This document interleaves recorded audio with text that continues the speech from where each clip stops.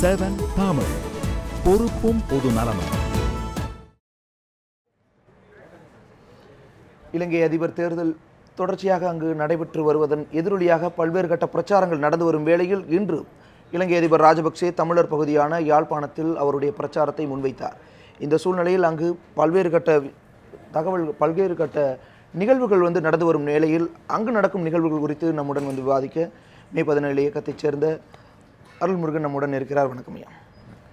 இந்த சூழ்நிலையில் அங்கு நடந்து வரும் இந்த நிகழ்வுகள் ஏற்கனவே ராஜபக்சேவுக்கு எதிராக ஐநா சபை உள்ளிட்ட பல்வேறு மனித உரிமை அமைப்புகள் எதிரான கருத்துக்களை வைத்திருக்கும் சூழ்நிலையில் அவர் தமிழர் பகுதிக்கு தொடர்ச்சியாக சென்று பிரச்சாரம் மேற்கொள்வது, தமிழர் அமைப்புகள் அவருக்கு எதிரான நிலைப்பாட்டை எடுத்திருப்பது அங்கு எந்த மாதிரியான மனநிலையை ராஜபக்சேவிடம் ஏற்படுத்தி இருக்கும்?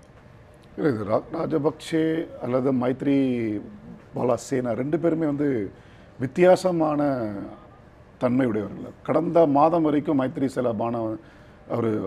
பால வரைக்கும் கடந்த மாதம் வரைக்கும் ராஜபக்சேனுடைய ரெஜிமெண்ட்டில் இருந்தவர். இந்த மாதம் அவருடைய எதிர்கட்சியினுடைய சார்பாக நிர்ணயிக்கப்பட்டிருக்கிறார். இந்த இருவருமே ஸ்ரீலங்காவினுடைய அரசியலமைப்பு சட்டத்தை தீர்மானிக்கின்ற அதிபர் தேர்தலுக்காக போட்டியிடுகிறார்கள்.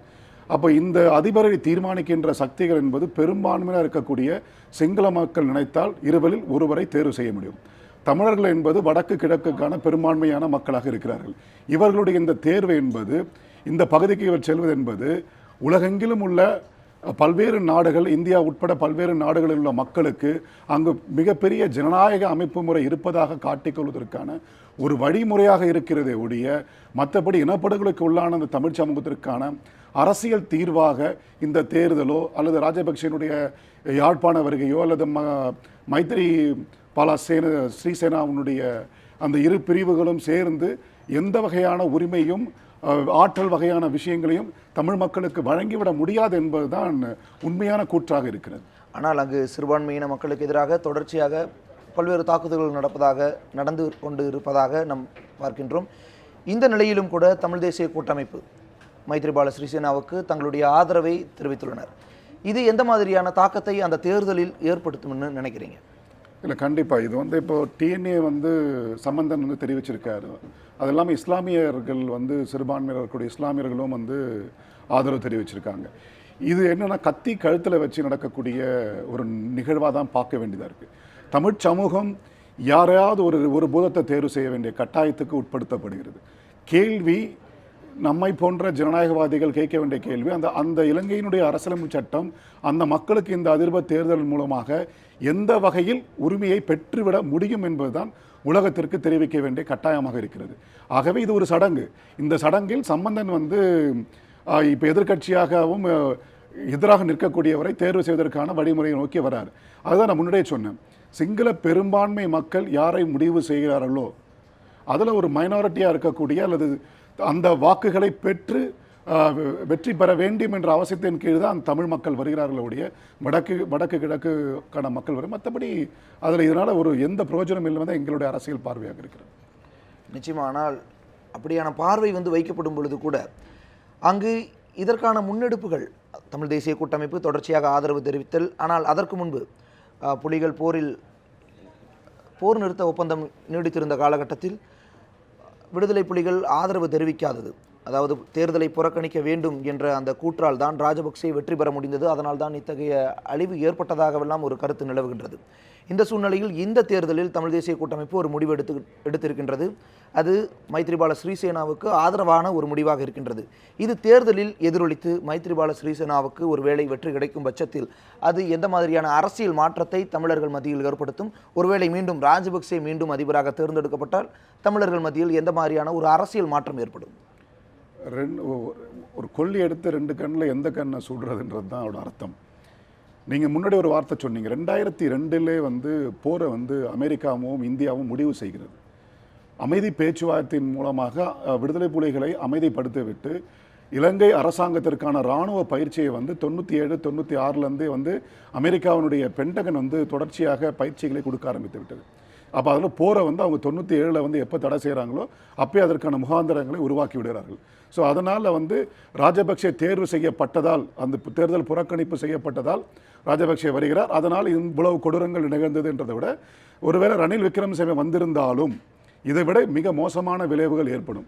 ஏனென்றால் சிங்கள பேரினவாதத்திற்கு அங்கு உரிமை கேட்கின்ற விடுதலை புலிகள் இருக்கக்கூடாது என்பதுதான் அரசியலாக இருக்கிறது. அவர்களுக்கு மட்டுமல்ல, இந்தியாவிற்கும் அமெரிக்காவிற்கும் அந்த பிராந்திய நலன் வல்லாதிக்க நலன் சார்ந்த அடிப்படையாக இருக்கிறது. ஒன்று. இப்போ ரெண்டாவது கேள்வி நீங்கள் கேட்டது வந்து இவர்களில் யார் தேர்வு செஞ்சால் என்ன வரும்னு சொல்லிட்டு, அவர்களுக்கு வேற வாய்ப்பு இல்லை. தமிழர்களாக இருக்கக்கூடிய அந்த மக்களுக்கு வேற வாய்ப்புகள் இல்லை. விடுதலை புலிகள் இருந்தபோது புறக்கணிப்பு பிறகு உலக நாடுகளுக்கு அவர்கள் தெரிவித்தார்கள், அவங்க வந்து ஒரு டிஃபேக்டோ ஸ்டேட் ஒரு கண்டிஷன் இருக்கிறேன்னு சொல்லிட்டு.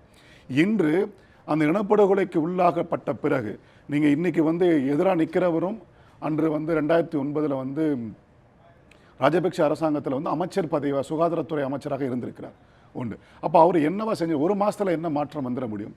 இரண்டாவது, அவருடைய கட்சி அறிக்கையில் தமிழ் மக்களுக்கான அரசியல் உரிமை குறித்து எந்த விதமான சொற்களும் இல்லை. அவனோட மேனிஃபெஸ்டோ இருக்கு இல்லையா, அந்த மேனிஃபெஸ்டோவில் எந்த வகையான உரிமை சார்ந்த பிரச்சனைகள் விவாதிக்கப்படவில்லை. சம்பந்தன் போன்ற டிஎன்ஏவுடைய நபர்கள் கூட நம்பிக்கை தான் தெரிவித்திருக்கிறார்கள்.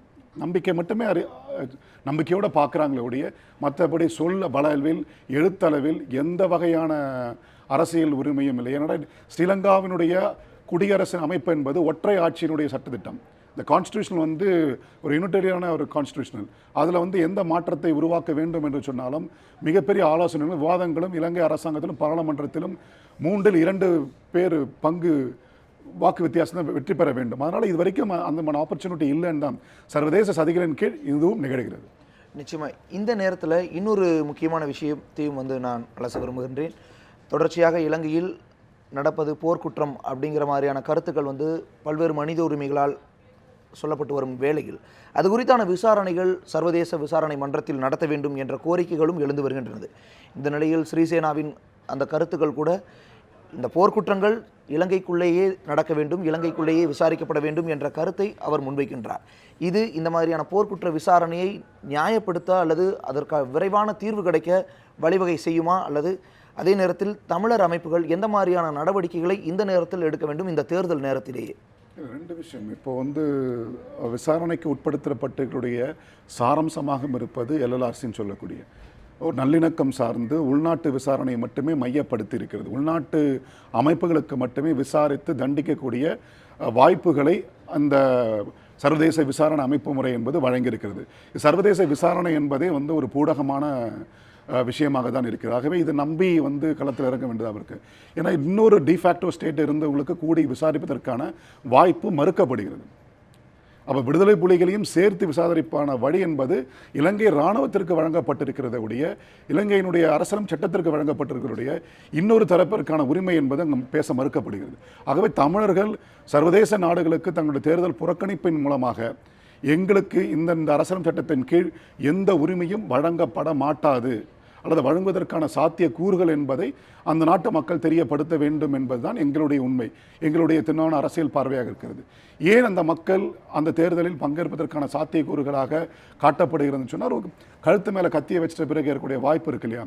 நீங்கள் 2009 2014 பல்வேறு இனப்படுகொலைக்கான சாத்தியக்கூறு யாஸ்மின் சூக்காவோட ரிப்போர்ட்டை படிச்சிங்கன்னா தெரியும். ஆண்களும் பெண்களுமே பாலியல் வன்புணர்ச்சிக்கு உட்படுத்தப்பட்டிருக்கிறார்கள். ஐநாவினுடைய அதிகாரியாக இருந்தவருடைய ரிப்போர்ட் வந்து 2009 2014 வரை திட்டமிடப்பட்டு ஆணும் பெண்ணுமாக தமிழ் ஆணும் தமிழ் பெண்ணும் பாலியல் வன்புணர்ச்சிக்கு உட்படுத்தப்பட்டிருக்கிறார்கள்.